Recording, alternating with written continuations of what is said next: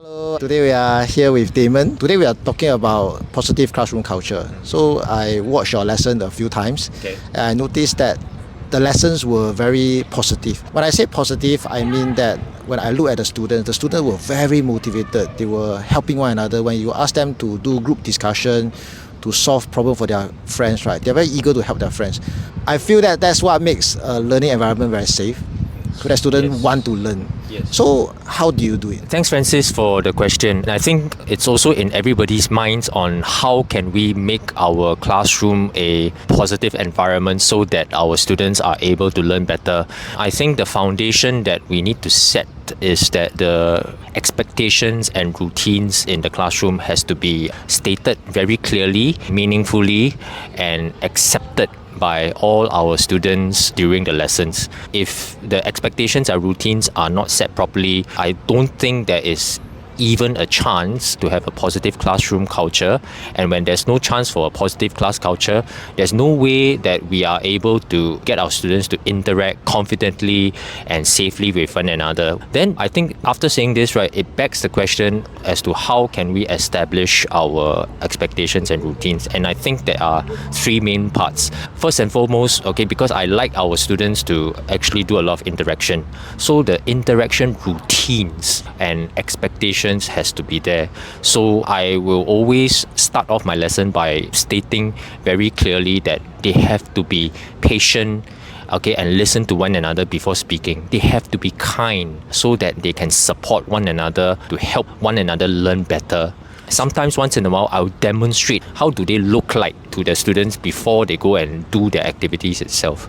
Then there is the typical classroom routines which everyone talks about, or everyone gather in 6 rows, everyone gather in 6 circles. You must come down by what time, you must be ready by within how long. This will be the classroom running routines which we always focus on. Then finally, there is a lesson running routine whereby there's a lesson flow or a flow to the lesson where there's a start, there's the body, and then there's the end to conclude, to consolidate learning. I will share with my students the flow of the lesson as well. Not every lesson, but probably every other lesson, so that they roughly know what's going to happen during the entire 60 minutes of their learning. So once these three routines and expectations are set, I think it sets the stage up for us to improve and really build on the positive class culture that we want. So moving on, as we give the opportunity for our students to interact with one another through think, pair, share, through circle time, all right, through their playing of the games or, working out of the drills. If we as the teacher at that point in time, right, has to be facilitators, we have to be encouragers and motivators and be good observers of what they're doing and be good listeners to what they are saying also. So when we see our students actually being patient and being kind and helping another person do better during the lesson, I think we have to be generous to give the praise towards their effort in doing that to the friend, because we want them to learn how to be kind, we want them to learn how to be patient, we want them to learn how to speak to one another with respect. Then I feel that that is also a lesson within our own PE lesson. So if we give praise to their physical display of the PE skills or the PE concepts, right, I think we should also be generous in giving praise, especially to the effort that they try to be patient and to communicate well and collaborate well with their friends also lah.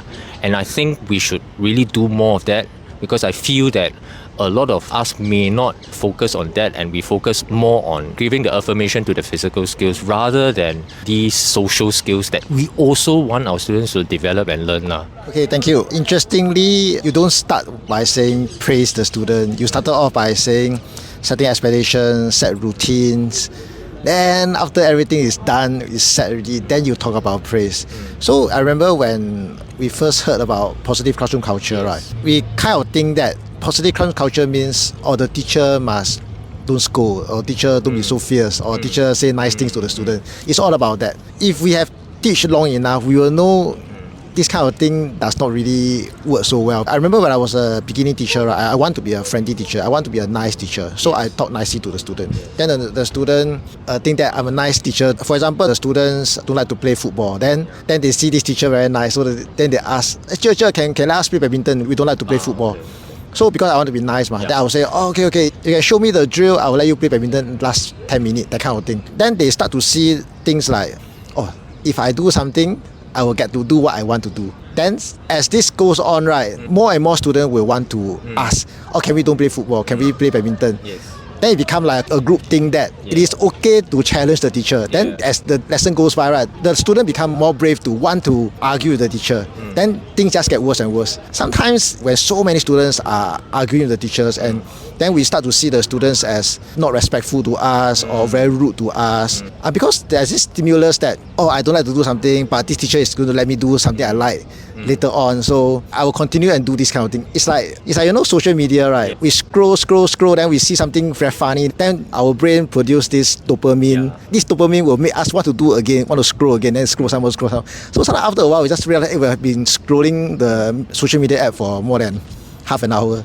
So sometimes the student's bad habit or the negative behavior is caused because there was no routine. So when you talk about routine expectation, like what time must gather, or when I talk nobody is talking, so that kind of environment, right, it makes them feel like, this teacher is firm, and because there's no stimulus to make them respond negatively, they won't do anything negative. They won't even question the teacher. They won't even argue with the teacher to begin with.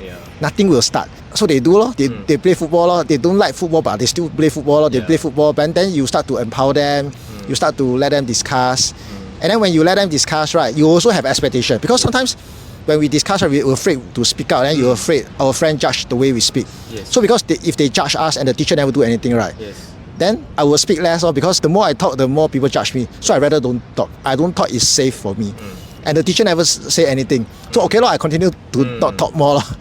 I'll talk lesser and lesser. Then after a while, we never discuss at all. Then we never learn anything.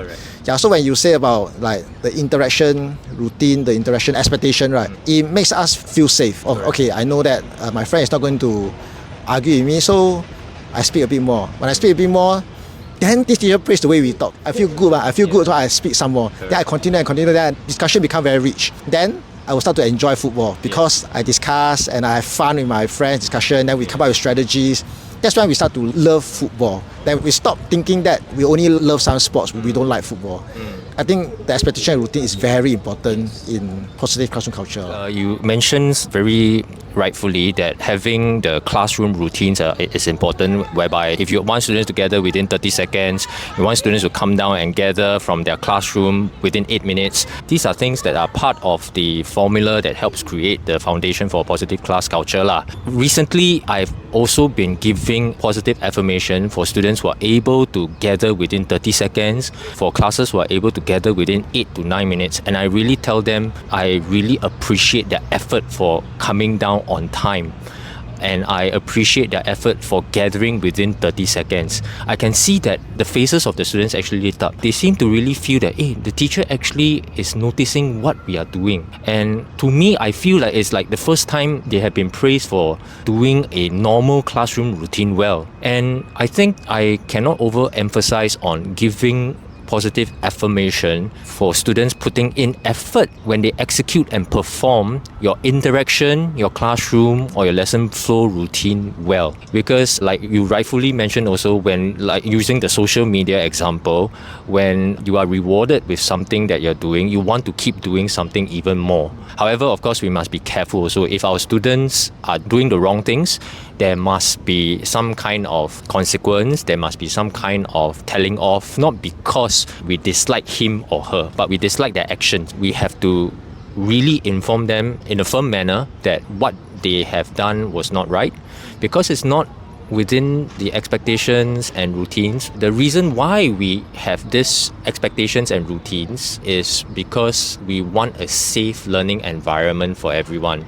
So if you are not using the right language, not using the right words when you're interacting with your friends, we as teachers have to also say something. After the lesson, I will have a word with them to help restore what they have done wrong. so that they learn from the mistakes. They have to understand that going into any lesson, they have to respect the routines and expectations, because every lesson is supposed to be created for everyone to have a safe, comfortable learning opportunity. Otherwise, the learning impact will not be there for everyone. It doesn't mean that if we are kind, we are caring, we should be always kind and caring towards students who did something that's wrong. That would mean that we are positively reinforcing their negative behavior, which causes a bigger problem in the much longer run.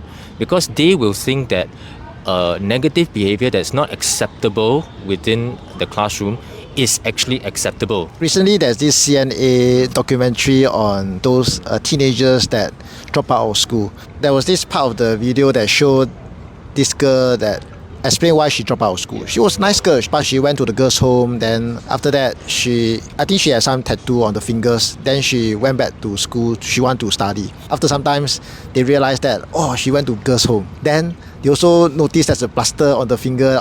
This girl have tattoo. Yeah. This girl is very nice. This girl is not those very defiant, not those who were bully friends one. Then she said every day she entered the class, she felt being judged. People say bad things about her. Then when she could not follow the lessons, nobody helped her because everybody shunned away from her. After a few months, she just left school because it's so stressful. She overwhelmed by anxiety every single time she entered. Then there was also another scenario where this boy, he wanted to go back to school. So I think he joined an external agency for lessons. Then I think the counselor followed him to the lessons. Then this boy, he don't even dare to enter the class. He sat outside the class and no, I cannot enter the class. It was so stressful for him. This shows that when the classroom environment is so unsafe, when everybody say the wrong thing, everybody do the wrong thing, and there's no consequence, it becomes like you are in the war zone. Especially when you are the kind that cannot follow the lesson one. You are slower than other people, then you are specialist or whatever. You just feel like everybody is judging you. It's very stressful. So what you were doing is, you just make sure that everybody is doing the right thing. Everybody is helping. Everybody don't say the wrong words. There must be consequences. It makes everybody in the class feel safer, I feel. I may accidentally do the wrong thing. Then Mr. Chu will explain to me why. And then the next lesson, when I do the right thing, Mr. Chu will praise me, will affirm me. Then that's why I realized, actually, he just wants us to work well with everybody. I also want my friend to be nice to me also. Every student wants a safe environment. It's just because the environment is not safe, that's why they start to argue back. They start to fight back. They start to have that defense mechanism that I better bully them first before they bully me. I better blame them first before they blame me, that kind of thing. So positive classroom culture is really a positive classroom, not whether we are like say nice things all the time or be kind all the time. What you have shared just now was a possible scenario where a negative class culture can happen. When someone said something negative to another person, the defense mechanism kicks in. He will want to say or do something negative back to me, and then that will create a defense mechanism back on me again, which I will retaliate in a negative way, which will cause a vicious downward cycle to happen. And that is where there's no trust anymore between the two of us, because we are just out to attack one another. So if such a situation happens, we must put a stop to that. And the tone of our voice, the words that we say, must tell our students firmly that this is not acceptable because of our objectives as a school, as a class. And if we truly believe that students are able to learn through constructing their own knowledge and also helping one another constructing their own knowledge, then all the more important that we must create a positive classroom culture so that the student-to-student interaction, teacher-to-student interaction is there. Ultimately, we hope that the student-to-student interaction can be super positive so that the teacher really can be the one facilitating, encouraging and motivating. But of course, I don't expect all of us to really believe in constructivism and social constructivism, because some of us may think that another way works better. But personally, I feel that is something that aligns to my personal belief when I first signed up as a teacher, because I want my students to flourish, and I can see that when students help one another and when they have the time and space also to reflect and work on their own understanding and own skills development, right, they flourish better, they learn faster also. Yeah, so I strongly believe that building a positive classroom culture, building trust, building positive communication routines is really important. Okay, thank you so much for the conversation today. Thank you.